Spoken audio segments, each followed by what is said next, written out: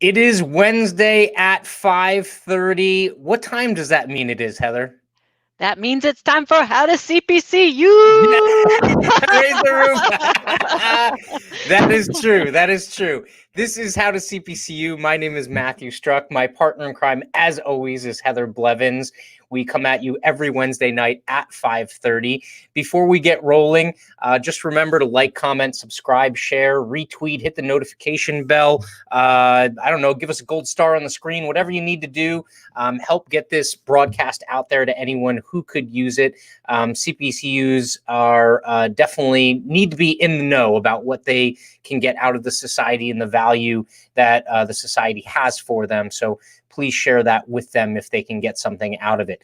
So that being said, we have an absolutely fantastic episode this week. This is a little bit of an experiment, so bear with us. We're going to kind of just like go with it and let it go organic.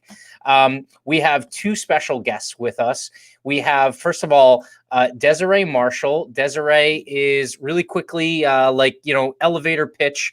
What is it that you do currently in your professional role, Designee? Yeah, quick. I work as more of an underwriter role with in the insurance space of personal lines for flood, ocean marine, and also with strategic partnerships, working with business to business with other insurance companies as well. Awesome. And you are a 2018 new designee, is that right? Is it? I think it's 2019, actually. Oh, 19. Yep. Okay, that's right. Okay. The time is 2019. Flying. Yes. So belated congratulations. New Orleans, new designee. So I don't know if you came across her path, Heather, in New Orleans. I know depending on the time of day, Designee might have been a little blurry if I came across her path, because that's just the way New Orleans went. But so Designee is our first mystery guest, and our second special mystery guest is none other than the incoming 2021 president of the CPCU Society, Sharon Coaches. How's it going, Sharon? Oh, it's going well, and I'm so thrilled to be here. Thank you so much for the invitation. I love this. Yeah, no, we appreciate it, and in true CPCU honor, no one's getting paid for this, so it's all volunteer. So thank you as well. So that being said, the idea with tonight's episode really kind of focuses on mentorship, right? So Designee, you had kind of come onto my radar specifically within the last couple of weeks through another CPCU, Amy Waniger, and you're kind of going through like a professional, where am I going kind of thing. Can you just kind of explain where you're at with that? Yeah, I think I was like super excited going into the CPCU, and it was like in New Orleans, right? Like your company is paying for you and a companion to go on a free trip. I was super excited. I didn't necessarily think I was going to go to a bunch of sessions. I'm just going to put it out there. Like I remember getting my CPCU just really for the perks, to be honest. I knew I would get a bonus and I knew I would get a free trip, and I purposefully did New Orleans. So I was just like, this is just something behind my name. I always wanted something behind my name. Don't ask me why. I just always did. And I ended up going to certain sessions and I was pumped up. I was just like, yeah, I'm in this. Like, I didn't think I would be here with insurance, but I like it. And I went to a bunch of sessions and felt very invigorated. I was also able to connect with my local chapter here in Richmond. And it was phenomenal. I was like, oh yeah, hit the ground running. And then I kind of started to slow down and get back into my normal routine. And, you know, it was nice because I could update my LinkedIn. I could update my signature with CPCU. And I also did my AINS as well. So yay, you know, I thought I had checked that box, and the I guess kind of like the glamour wore off a little bit because I was just like, now what? And then I went a couple months, you know, saying like, okay, this is good. And then, you know, come summertime of this year, I was trying to figure out what I wanted to, the direction of my career I wanted to go into. And I had gotten a different position within my company. And then I thought it was like, okay, this would be the epiphany. This would be where I would just hit the ground running and understand what I wanted to do with the rest of my life. And it wasn't that way, which I was just like, okay, now what? Yeah. So I think when it started to slow down from summer, I just had to really realize like, okay, what am I really doing with my CPCU? What am I actually getting out of it? And I really came across Amy, and I came across a bunch of webinars that the CPCU Society had been doing.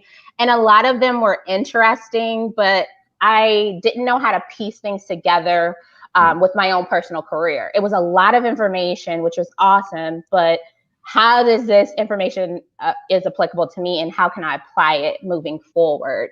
And I think that's kind of where I am now, is really trying to take all the information that the CPCU Society has, the resources, the people, and really try to figure out, how do I take these little pieces and really create my own path moving forward? Awesome. Awesome. So, Sharon, I'll give you kind of like first at bat here as the soon-to-be Grand Poobah of the CPCU Society. Where do you think Desiree should look in terms of, you know, her first or next couple of steps in terms of that development, or maybe even finding some mentorship or guidance? So couple thoughts first. First of all, congratulations to you and all of the new designees. I love the fact that you called CPCU glamorous, right? We don't often hear that. And so you put a lot of hard work into this, a lot of effort into this, and it's so important that you embrace that. And, you know, I want you to know that we're all here to help you.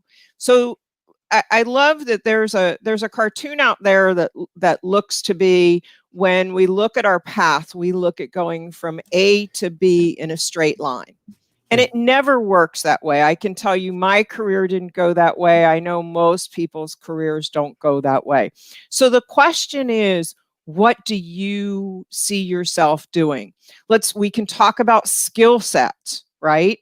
You're an underwriter. I love underwriting. But you have so many other opportunities. And as a young person in the industry, you have an opportunity to try different things and to find what fits your personality, what fits your skill set, and what you're passionate about. And so what I would suggest to you is to you know, talk to us. We can point you in the right direction. Talk to different CPCUs, find out what their journey has been and how they made the effort, or not really effort, but how they saw their path moving and what's happened with them. I'm very fortunate. I had several mentors when I was doing CPCU. It just happened for me as far as the mentors are concerned. But I'm going to tell you that almost every CPCU that I know will say to you, we're here to help you. So the question is, you know, where you are now, where do you see yourself going? And maybe you don't know. but to try different aspects of the industry. We're working right now with our emerging leaders group, and I highly would recommend. We have several. I'm going to make the pitch. Sorry, we have 2 positions open in our emerging leaders committee, and we're talking about a lot of these things. We're talking about how to mentor. We do have a new mentorship program coming up. It'll be released come January. And so that emerging leaders committee is one that's going to help take the CPCU Society forward. And what that means, I don't know what that means at this point. It means that those of us, and I said earlier when we were off screen, I heard the term silver tsunami, those of us who are aging out in the industry, that means that you all have some great opportunities to move forward in the industry. And I know it's scary sometimes. And I know it's like, okay, where do I go? Well, it's what do you like to do? Where's your passion? Okay, where are the skills that you want to connect? How about culture? So there's a lot of different things that we can talk about, and just talk to a lot of different people and get that network going. And, you've already started that. You've already got a good push moving forward, and we're happy to talk about, okay, what should I try? What are some of the resources that I can find? The society is great. The society is changing. The society has to change, and we have to change for you guys. Okay. I mean, this is not the old CPCU Society anymore. This has to change because you are our future in the industry. What does that mean? Can mean anything you want it to be. And I really believe that moving forward, and that's what we're encouraging moving forward. Yeah. And Desiree, I know that this is like super philosophical, but you have to be the voice of change that you want to see and things that you want to do. And you can look around probably in your community of people that you already know, and maybe surround yourself with, and go and ask them, what is it that you want to see happening in the industry in the next 5 years, in the next 3 years? What is it that you do see that is going to be happening in our industry? And one of those big things, because you've chosen an underwriter role, that job is going to be holistically different than what it is today. Okay? Because there's so much automation and so much technology, and it's not completely removing that role of the underwriter, but it's shifting them into that more like consultant style role, and what they're doing. And you said something in your little introduction which was exciting to me. You said you had some background with flood underwriting. Well, here's an old claims flood adjuster talking to you right now. Handled flood for many years, and it was one of my favorite things because it was just such an incredibly interesting piece of the industry to be involved in. But what you're connecting to yourself today, and the mass of the resources that are available to you through the CPCU Society, that's going to get you on that road to kind of just looking for places to put yourself into, and start exploring. Don't be afraid to hop into your chapter and take a role and do something and challenge and stretch yourself. You're looking at somebody here who wasn't heavily involved in social media until several years ago, and that might surprise you because you seem heavily on social media right now. I used it a little bit for personal purposes, but I walked into a claims interest group meeting. Actually, literally, somebody drugged me out of the hallway into a claims interest group meeting, and I sat down, and by the end of that meeting, I was a social media chair, and I was like, well, good night. I'm going to have to figure this out now. What am I doing? So it's about looking for things that get you excited, get you passionate, set your soul on fire about what is happening in our industry, and go after that, and find ways and find people that can connect you to, maybe they aren't that person, but they're going to be able to connect you to somebody who is. And that's your golden phone book that Mike Caselny always talks about, is you got that golden phone book of people you can always tap into and go, I'm really looking to figure out something about this. This excites me. Yeah, it's funny though that Heather and Sharon, I feel like you guys are telling me to be the millennial, the inner millennial that I feel like the stereotypical millennial, right? Like follow your passion, follow your dream. And then 2020 hits.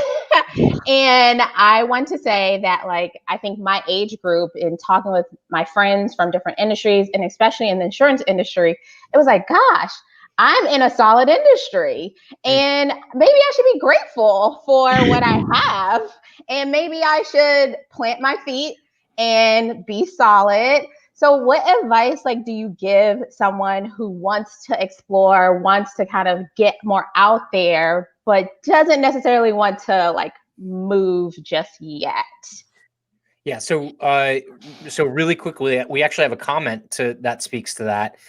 I don't specifically know who F. Wilson 8847 is, but I can kind of gather based off the first initial and the last name. But so the comment is, stay connected to how the industry is changing and make sure you have the skills needed as it evolves and stay relevant, which is completely right in the wheelhouse for millennials, right? Like millennials are really good at adopting technology and using it and kind of like, rolling with the punches, so to speak, as far as that's concerned. I would actually draw an analogy to what I tell a lot of people about, like being entrepreneurial and entrepreneurship. There's the entrepreneur that goes out and starts their own thing, like just jumps off the cliff and just something brand new, ground up, whatever, and kind of starts from just square one, right, and just goes all out. There's also people that embody entrepreneurship, but they do it from inside of an organization. Okay. So you do kind of have to have that, I wouldn't necessarily call it a come to Jesus moment, but there is some kind of like self-awareness or self-exploration that has to happen where you have to really question yourself. You're like, all right, do I need to do it within some kind of framework that's set, or can I go just kind of create my own new thing out of nothing? Basically, right? But so within an organization, you can be extremely adaptive. Just understand that you're gonna face some resistance, okay? Because with the infrastructure also comes a lot of people that are set in their ways and whatnot. But to your point, 2020 has shook a lot of people. There were a lot of people out there that thought, like, you know what? I'm gonna be able to take the same business model ad infinitum for the next 100 years, and I'll be able to make tons of money. And all of a sudden, everyone's like, well, you can't knock on doors or go to networking meetings anymore. And they're like, crap. What? Right? Like, what'd you just say? Like, are you speaking English? Right? And that's just the nature of it. But the silver lining is that someone like you, if you do want to now bring a new idea to the table, folks are going to be more receptive to it. But you've also, back to Sharon's point, you kind of had, like, how you came onto my radar was Amy Waniger was kind of like that one like focal point or like radius, right? Or what's the word I'm looking for? Kind of like the nexus, right? And she just sent out an email and she was like, hey, like 7 people that I know in the CPCU Society, Desiree is awesome. You should talk to her. Right. And that kind of like set off this chain of dominoes. So we've chatted. Who else did Amy kind of like put you in contact with that you've been able to kind of like, at least get on their calendar, if not actually kind of like talk in their ear? Yeah, so I think it's Mike. I forgot his last name. I know he's heavily involved in CPCU Society. Mike, Gotta be Mike K, right? Okay, Yeah. I'm gonna say it. You guys know him. And then Nicholas, I cannot think of his last name. Yes, you guys have it. Oh yes. Yep. Nick is awesome, by the way. And one thing I will say, I'm horrible at names, so I always am practicing. I literally Google people's names and like pronunciation. So forgive me, whoever's out there who I've talked to. I swear I'm really good at it, but I have to try. But yeah, I talked to Nick and I have a scheduled meeting with Mike. But talking to Nick, it was pretty awesome because it was so crazy how our lives are pretty parallel. Thinking about how we are completely different, but our lives are pretty parallel, and just hearing someone's story and how it can match up with your story, but it's still completely different, and it's still your story and still his story.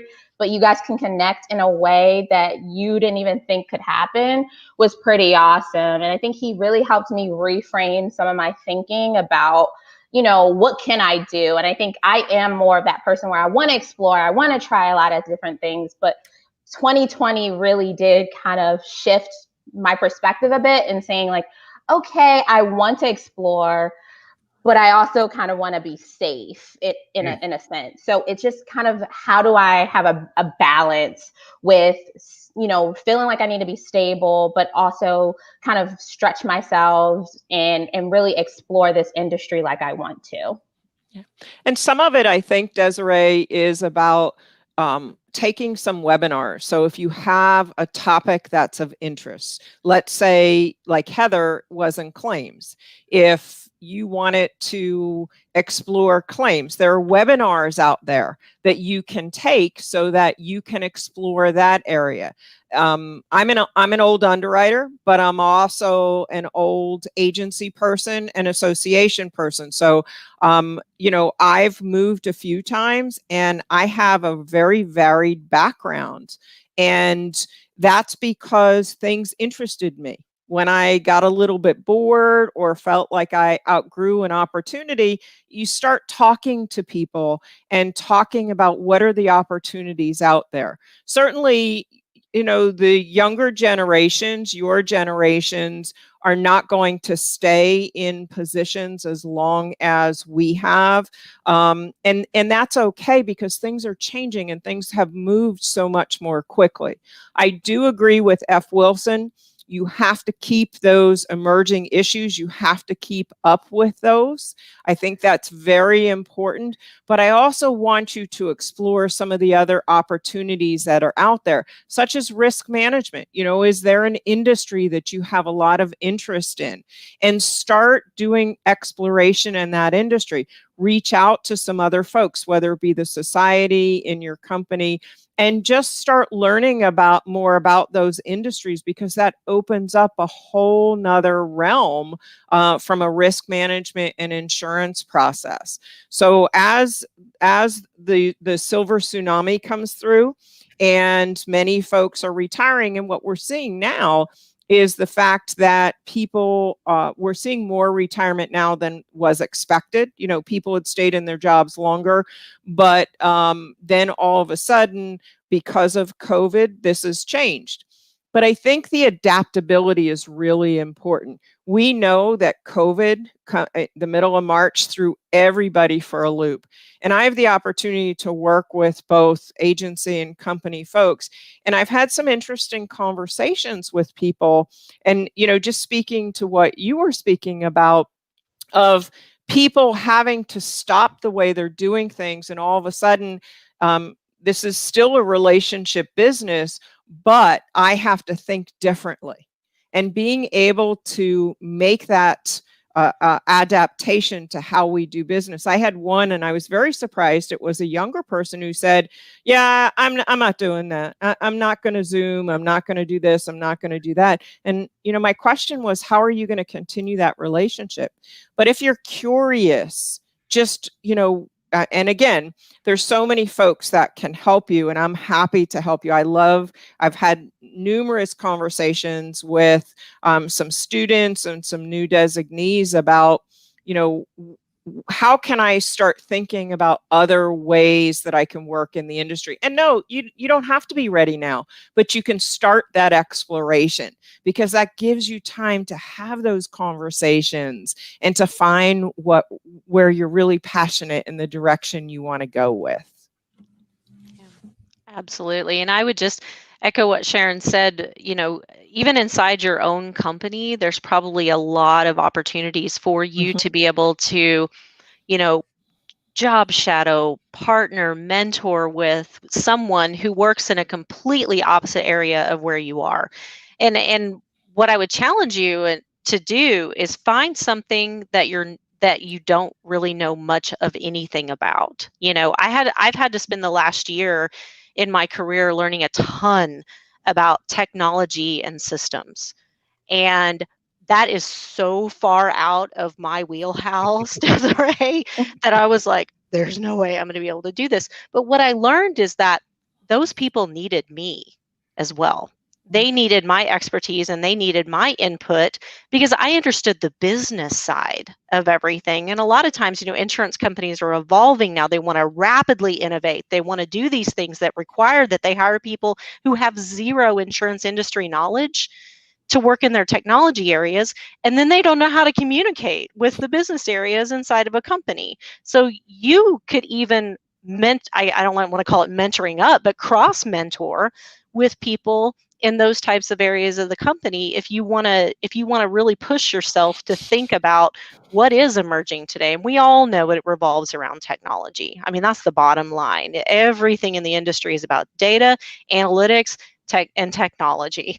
And so finding something there, or finding a place that you can challenge and stretch yourself at the same time, you may figure out, oh my gosh, this is just not what I want to do. But that's still a profitable relationship to have, because once again, those relationships pay dividends to you that you will maybe not recognize for 10 years in your career. Yeah. And remember, it's a small world. Very. That people that you have met today, 20 years later, will say, "Are you the Desiree that?" I'm telling you, it happens every day. And so, those are relationships that you want to work toward. You may not see them for years, but they will remember you and they will know how you conduct business. And I'm going to challenge something Heather said from an underwriting perspective, right? One of my concerns with underwriting, now I'm a commercial lines underwriter. Okay, I've done commercial and large account alternative market. While I agree with the technology piece, one of the problems that's happening is that we're not training underwriters to understand the philosophy and the workflow and understand the business that you're underwriting from a commercial line side. And that's one that, I love getting involved with the coverage standpoint and understanding various industries. So you're in personal lines now. There's nothing that says that you can't go into commercial lines. You can't learn different industries. But again, while you have to have that technology, you have to understand what it is from a philosophy standpoint. Because, I sometimes have conversations about it's an underwriter can just enter that information in the system. Well, if you don't understand what you're entering in the system, that doesn't help the client. And I still am convinced we are a relationship business. And that's why we've done so well moving forward with COVID. Yeah. So let me ask you this, Desiree. Outside of kind of I'm on board with all of that. I mean, I can't even improve on any of that. I love the idea of testing out something you're uncomfortable with. Okay, just to find out, like, just see if you can shadow someone or work on a project or pitch in or something like that on something that's outside your wheelhouse, just to see. We were going to have Terrence Harvey on here, who's a new designee from, I think he was also 2019. So Terrence, he works in one area and he got some designations in another area, and he's really interested in that now. So like he's kind of like melding those things together. But I definitely like the idea of kind of like, getting a well-rounded idea of what's going on and knowing, why the numbers go where they go too, in terms of the actual nuts and bolts. What are you looking for? Let me kind of like take the opportunity to ask you the question that has all the feels attached to it, as opposed to the technical stuff, right? Like, what are you looking for in your profession or your future life? I mean, like, what does that look like kind of in an abstract way?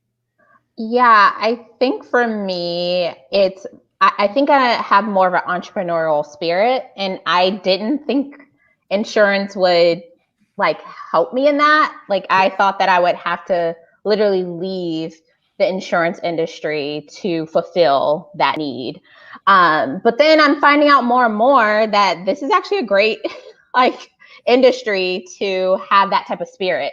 and that sense of innovation and drive and achievement, because that's what I'm more so can see my future, where it's more so, and like I think you said it earlier, it's like, you don't necessarily have to be the entrepreneur that jumps off the cliff. That really resonated with me, because I always felt like entrepreneurs had to jump off the cliff. And that's why I was like, I'm okay to stand on the edge and watch people jump, and here's the parachute. Yeah. You know, that's kind of more so where I am right now. I'm the one handing off like the parachute to an entrepreneur, because I have so many ideas, or even at work where I'm like, oh, we could do this differently. And, I suggest it in corporate structure, you can suggest and it's great. And it may move along and it may not. And I think that's where I feel best, where I feel like I have so many ideas and I can kind of throw them out there and maybe put a plan together to implement those ideas.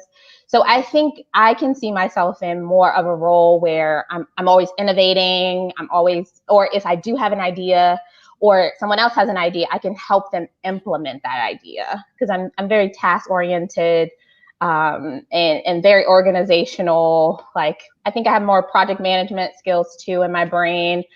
In relational, like that's a big point too, Sharon. I was nervous about that as well, where I felt that being an underwriter currently, I sometimes lose, in the virtual space, I felt like I was losing the relationships with, some of my employees, and just trying to kickstart that in a different way, where like using Zoom, being open to Microsoft Teams and showing my face and picking up the phone, even if I want to stay in my pajamas, So I think for me, it's really about having my world be open as an entrepreneur and be celebrated and feel like I'm really driving something forward. And it could be in the insurance industry, which is very new to me, thinking about that. And so for having that drive, you have so much opportunity out there. I mean, from a risk management standpoint, from an agency owner, from a producer, from an underwriter, a team lead, project management, even IT, you have so much opportunity out there to take advantage of what you want to do. And so I love Heather's thought about try something that's you haven't thought about before, and try unique things, because you will have so much opportunity. And I would just dip your toe in and try new things. Yeah, and always, think about the opportunities to educate yourself through that, and find, like Sharon mentioned, we have webinars. There's other designations to consider pursuing as well. We have this thing called associate in risk management, right, that you can go after now, and those will open your eyes to the educational side, the philosophical side of understanding that side of our business. So you'll get the technical know-how around that. But what really drives that is those relationships that you're going to build with people who are already working in that area in your company, or maybe somewhere, some other CPCU out there that you can reach out to and talk to, because they're going to bring it to life for you. They're the ones that are going to show you, hey, this is what we really do. That's the book knowledge about it, but this is what we really do with that day in and day out. And you can find those a lot of times in big companies and small companies, but I highly encourage you to also expand your thinking outside of your own company where you're at. I work for a big company too. The best development I have ever gotten, not to shy and say that the development that I've gotten inside the company has not been phenomenal. It has been fantastic. But the best development that I've ever gotten as a leadership, in leadership and in professional development and expanding my knowledge in areas that I'm not comfortable with as well, has been through different insurance industry groups. And the CPCU Society is one of the largest contributing factors to that. Yeah. I would also say the society offers an opportunity for like this concept of a sandbox to explore, right? So there are certain strictures and set up, and there's a hierarchy, and we talk about it on occasionally on episodes of How to CPCU about how things are kind of like ordered. But within those different groups, I mean, they are amenable to creative thought, right? Like, so you made the comment that a lot of people, or maybe even yourself, forget that you could be entrepreneurial within kind of a set structure. I think a lot of people are afraid that they're going to rock the boat and create problems and stuff. And look, there's a way to go about it that's productive. And then there's a way to go about it where you're basically burning the place to the ground. You don't want to do that, right? But, but there's a way to question the status quo, right? And like, and when someone says like, well, this is the way we do it, and you're like, well, why don't we try a different way? And they're like, well, this is always the way that we've done it, right? You can persistent. You're like, I work, my client base is public sector. Okay, my client base is public sector, and most of them say like, oh well, this is the way we've always done it. It still kind of works this way, so that's the way we want to keep doing it. And you're like, okay, well, yeah, but what does the grass look like on the other side of the fence? Like, let's see, like maybe we can do a little test case or something. The IGs and whatnot are the interest groups are a fantastic place to kind of do that sandbox kind of like testing and exploration, because look, they're always looking for a new way to increase engagement or offer something that no one else has been able to do. I mean, had I started this up with Heather and nothing else in terms of like the interest groups or anything like that, I mean, we probably would have been two random insurance wackos just yelling into a microphone, right? Like that's basically what it would, the rates are too high, like, right? But that's basically what it comes from. I mean, like you have an organization that is hungry and wants that adaptability and that exploration and that kind of thing. So there's some opportunity there. The one thing I would say, or I'm going to ask of you, Sharon, and you, Heather, like, who are some other people that maybe we can link Desiree up with, or she should reach out to, that would be good points of contact within the society that could, help her out, or at least be, high value contacts that she can then wow, I'm going to feel really old when I come up with this, but that she can add to her Rolodex. I wish I had another, her Apple smartphone contacts icon. Like that's, yeah. I don't know what a Rolodex is. That's why I was like, No, I'm going to name 3 off the top of my head. I'm going to say Tony Conyers, obviously. Like he is a guy that if you're exploring and you're interested, and he can help you figure a lot of that stuff out. The second one, she just posted a message here on the screen. It's Precious Walton. Talk about the entrepreneurial spirit, like champion. She's got it. So she will definitely be, you guys will be connected very quickly. And a guy I would highly suggest, he's probably a little difficult to get on his calendar, but Rob Galbraith. He is Mr. The most interesting man in insurance. And we all know, I guess Caselny says that he gave himself that name, but I still want to know what authority blessed him with that. Like, I don't like, is that like a just call yourself it until it like sticks? Until it sticks. Yeah. I don't know who did his PR, but my goodness, he's now the most interesting man in insurance. He's published that fantastic book on the end of insurance as we know it, which is, all of us, you look at that title and it's shocking and provocative, and you're not quite sure what to think of it. But when you dive into it, it's basically a how-to manual of what insurance needs to look like in the future, and how we need to best serve our clients and our community, and how we need to evolve. And it's put in really simple language as well. So Rob is a fantastic guy and loves to share knowledge about that sector and that arena of insurance, if you happen to be curious of it. But those I'd say are definitely my top 3. Okay. And I'll share with you, I totally agree with everyone that's been named so far. And then I would also say to you, Kisan Dingle, who Kisan, he had such an inspirational speech, and I know he's been on your show, guys, and I know that he's always willing to chat. Zerona Sharp, who is our emerging leader chairperson. I will say to you, I've had some great conversations. I'm even learning a new language so that we can keep each other honest as we go forward, as we're moving forward. But Zorona is very engaged, and I think being part of that emerging leaders, that's a really good way to start looking at opportunities. Another person is Tracy Ajui, who is the incoming president of the Rhode Island chapter. Tracy is awesome. She's engaged. She really wants to help people move forward. So those are 3 in addition to those that are already named.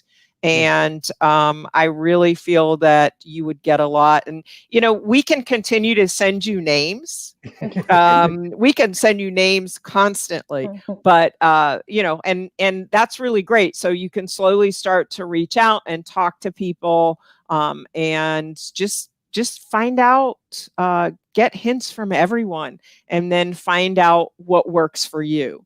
Because everybody has their own journey, right?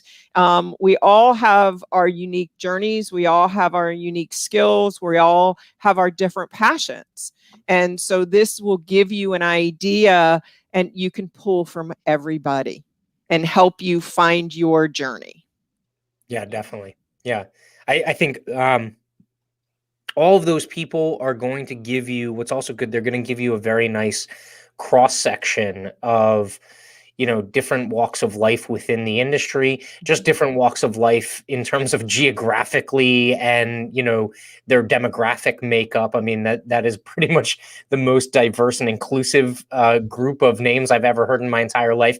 And that's the other thing I think that's fantastic about the society is, I think the old adage of, like what business used to be, like the Mad Men, middle-aged white male dominated kind of industry, that is changing very rapidly. And the diversity and the inclusivity, specifically within the society, is absolutely amazing because, all of those people have different perspectives that they're coming at their life and their professional life from.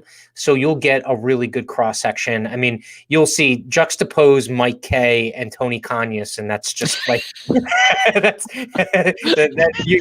you know all you need to know right there. Like, yeah. And I would say even get an international perspective. Abby is great. Don George, Anthony Feinberg. There's a lot of international perspectives that you can gain as well. Yes. And our international ambassador this year is Zulfikar, I think is how you pronounce his name. But yeah, he lives in Pakistan, right? Yep. I believe that he's from Pakistan. So he's an ABIG member. Yeah. Yeah. No, there's a whole community out there that actually is on WhatsApp right now that's called the IGIP, the International Group of Insurance Professionals. I get WhatsApp notifications at the most odd hours of the day, because there's people from all around the globe that they just hop on there and they start talking about an insurance topic, and you can glean so much information and understanding just of like the challenges that they deal with in international insurance in other countries and everything. But they also love to hear about what's going on in America as well. So it's a really cool group. It gets a little crazy at times because like 1,000 people will respond to something at one moment and you're like, I can't keep up. But it's a cool place to find, those connections that you're like, that I think that's probably one of the greatest things about the society is the fact that we are so connected despite the fact we are spread across the globe, you know. And 2020 has really brought us together in truth. I think we've turned into more of a family than I ever thought we ever were before, because we started relying on each other to think about new and different ways that we could do things, because we knew we had to. Like, we still had to keep people and members engaged, despite the fact we weren't going to have those really cool, awesome conferences in places like New Orleans where we all get to hang out and go on ghost tours and, run down Bourbon Street and do things like that. We had to figure out and recreate that spirit in a virtual way.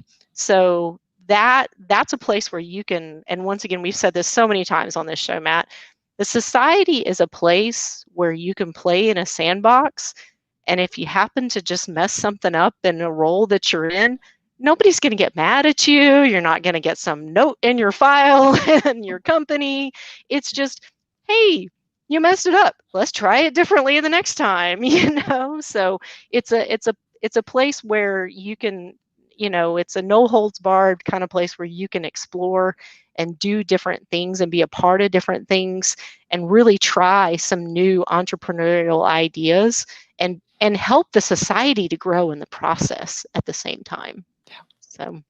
And to your point, Heather, anyone who might watch this who isn't in the insurance industry, you haven't lived unless you've gone to an insurance industry convention. Everyone thinks that it's like watching paint dry. It is not. I'll tell you that right now. It is the furthest thing from the truth. But so that being said, we've talked at you a lot, Desiree. Do you have any questions kind of like left over or any kind of like resources that you're looking for that we could help you out with? I'm trying to think, because the thing is, you guys gave me a lot of information, and I think the biggest thing is, though, that I'm taking away is that, like, it's confirmation that I'm going in the right direction. So I love that I've always been one to say, like, I have an idea or an objective and I just go after it. So I think you guys are saying, no, like, that's great, but also explore around you before, and I think that's the biggest thing right now, is that I don't have this one target that I'm just barreling down the road at. And I think that leaves me a little uneasy sometimes, but I think hearing you guys talk about the exploration part of the journey, it sounds so much more exciting than I thought it was, which is awesome. And Sharon, that's so funny that you mentioned the Emerging Leaders Committee. I have a tab open to apply for that. So I definitely think that that's also probably going to be something that's going to help to focus me in the sense that I need something to ground me a little bit when I'm exploring. And I think joining a committee would be something that has some objectives, but I could still explore in the space as well. And I think just throwing it out there to you guys, have you had a point in your career where you're at a crossroads and you're just like, should I stay or should I go? And like, what did you do? How much time do we have? Yeah, really. Yeah. More than one, Desiree. More than one. Give us your top one, Sharon. Oh boy. Probably about 3.5 years ago, working for an association, senior leadership in charge of all of their insurance operations. And it wasn't working for me anymore. I can't, I'm one of those people, I can't just agree with you because that's what you want to hear. I'm part of we have to do due diligence, right? And we have to talk about all those options. And that's one of the things we're talking about on Leadership Council. Let's talk, right? So 3.5 years ago, I went out and started my own business, and I do consulting and training. I looked at this, and it's something I've been wanting to do. And I finally just said, you know what, it's time. It's time for me to make that decision. So, and now I have a couple of subcontractors working for me, which I really didn't want employees. I mean, that was, I like kind of doing, but I have great people, and, I have a lot of resources. So, and we put ourselves out there as resource. So for me, it was just finally saying it's time to make a change. Sharon's broker E&O seminars, her webinars, saved me money on my E&O coverage as a broker. So yes. Through the big eye. What about you, Heather? The crazy thing is, Matt, the moment that I said I'm just not going to do this anymore was the year I got my CPCU designation in 2016. And it was because of major corporate restructurings and upheavals. And through no choice of mine, I ended up in a job role inside the company where I was like, oh my goodness, this isn't me. This isn't my passion. This isn't what I want to do. But what I did with that opportunity, I did a lot of soul searching, obviously. Going to Hawaii for my extended vacation during that time helped that a whole lot. But I did a lot of soul searching, and I said, you know what? I'm going to grab a hold of that opportunity, and I'm going to make the absolute very best of it. And I'm going to learn while I'm here, despite this being something that I've never really had an interest in. It's not something I want to do. But I learned, I grew, I learned a completely different part of the business, a completely different side of the business. And it expanded my perspective, despite it being a place where I was like, this is not where this doesn't fit me. This is not who I am, you know. Eventually that led to something else, which really was more of who I was. And then I had another one of those tailspin moments where I was going into a job that I didn't have a choice to go into. And I was like, this is the moment that I'm making the choice and making the commitment that I'm taking charge of all of these decisions from here on out. You know, and I did have to make a commitment to a couple of moves during that time period. Those are never easy things to consider, but I did it. Opened up to my world to actuarial. Wow. This is not a girl who would ever be an actuarial, okay? Right? But I wasn't doing a role that's typical in actuary. Like I wrote insurance policy language and everything, which was my gig and my vibe and my jam, and I love the legal contract. But learned a massive amount though about how actuarial operations work in an organization, and then opportunity started knocking for me after that. So it's you go through those ebbs and flows in your career, and sometimes what seems like the worst opportunity that it could have ever came across your plate and you just feel like your life's going to be over, comes in front of you. It turns into be the greatest blessing that you've ever had in your career to grow and develop as a person and to be able to evolve through change, because that change agility and change resilience, and I know I'm speaking my language right now and what I do, those two skill sets, change resilience, change agility, change capabilities, those types of things are the things that are going to position the future leaders in the insurance industry. They're the only ones who are going to survive that coming storm that we have right now, to be able to evolve and adapt to what's coming for us. So that's my story. Sticking to it. My story is sometimes change happens to you and sometimes you pick the change. And when you pick the change, a lot of people look at you like you have your head screwed on the wrong way. So I worked for a big broker. I had a pretty cushy job making six figures. I was actually, I respect my mentor. I will respect my mentor till the day I die. I was actually in line to become his successor. And that six-figure salary would have ballooned the day that he retired. But there was something in me that made me want to go out and kind of blaze my own trail, to say that, like I built something or I did it. And it wasn't necessarily out of any kind of like self-righteousness or kind of like, I want to beat my chest and be, the king of the mountain. I just found it as a challenge. I wanted a challenge. It just seemed too easy to sit at a desk or to go to accounts that, someone else had developed and cultivated and brought in the front door and make money doing that. I know that I made the company a lot of money while I was taking care of those accounts and, rounding them out and cross-selling and things like that. But something inside of me wanted to build my own thing. And I wanted to build it my own way, right? Like I wanted to build it with no brick and mortar, completely decentralized. I wanted to do virtual calls like this 2.5 years before it was cool. Okay. Like the first policy I ever sold was over Facebook Messenger. Okay. Now I wasn't going to retire over that one. I think I made $40 on it, but still it was like that aha moment. Like it's viable. Like it's there, it's possible.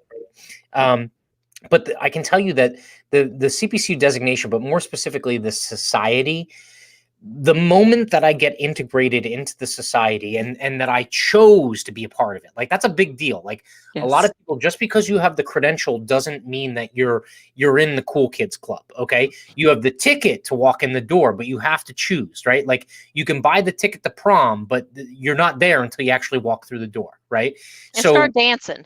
yeah, you can't be against the wall. Like, find someone, just, even if you're really bad at it. But so anyway, so the moment that I felt like I was really kind of integrated into the CPCU Society, I felt like I had absolutely no limits on me ever, because if I chose to do this and it all crashed and burned, the next day I'm pretty sure there was a dozen people that I could call and be like, hey, is there a spot open somewhere? And they'd have one. It would be there, because and it wasn't out of some just blind allegiance. It was because, like, the phrase, like, game recognizes game. Like, that's what it is. When you're amongst these people, like, they see you as their peer, as opposed to someone who's just kind of like a cog in the machine, so that's really kind of what I wouldn't say it pushed me over the edge, but when I jumped off the edge of the cliff, I felt like I had a parachute. Like, there was literally something to protect me, that I wouldn't, like, go splat at the bottom.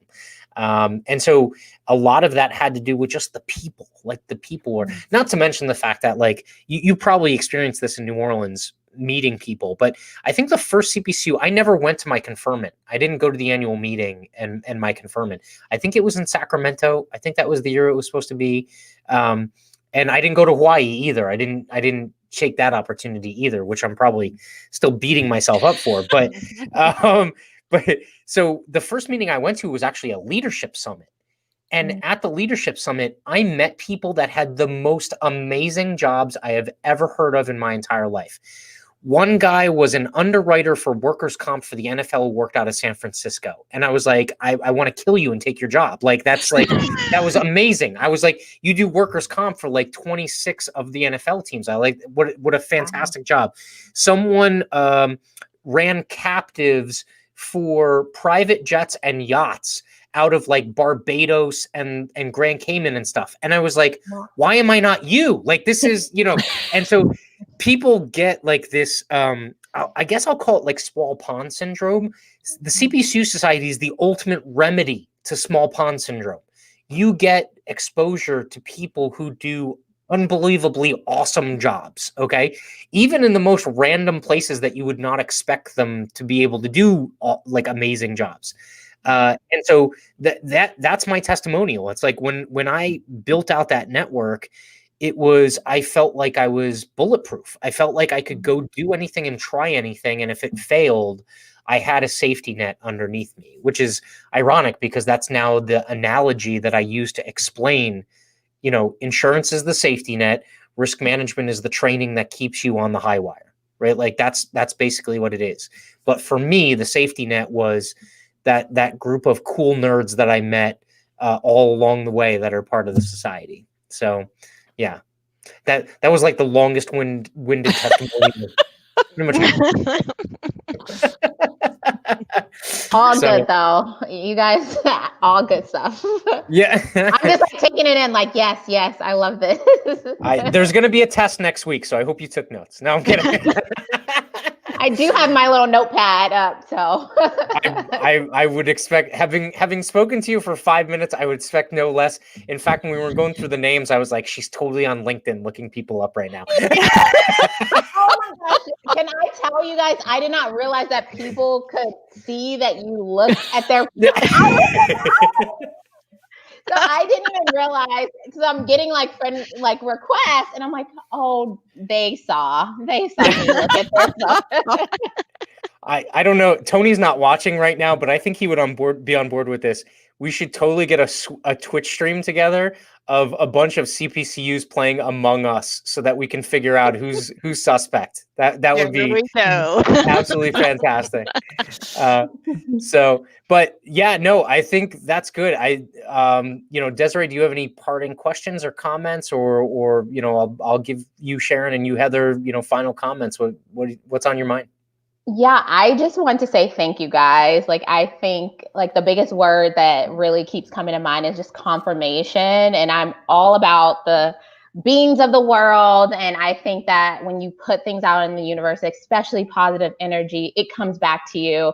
And I think that I have put out the energy of like, I'm looking for something different. I really want to utilize the CPCU, but I just didn't know how to do it. And I think talking to you guys today really has put me on a path and step in the right direction to really get as much out of it as I can.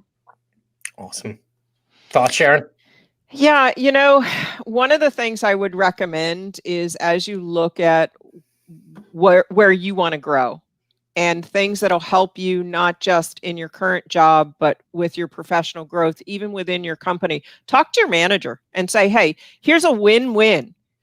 Here's what I think will help me grow in this position and grow in the company, and it's going to help the company. So ask the question. Make a recommendation. A lot of folks don't make that ask, but make that ask. And keep all of our phone numbers and our contact information. Feel free to pick up the phone or reach out to any CPCU and say, hey, I'd love to talk to you. I'd love to learn about your journey and tell you about mine. And, let's just talk, because the more you talk to people in CPCU, the more you'll figure out the direction you want to go in. And don't be scared of change, right? Directions change.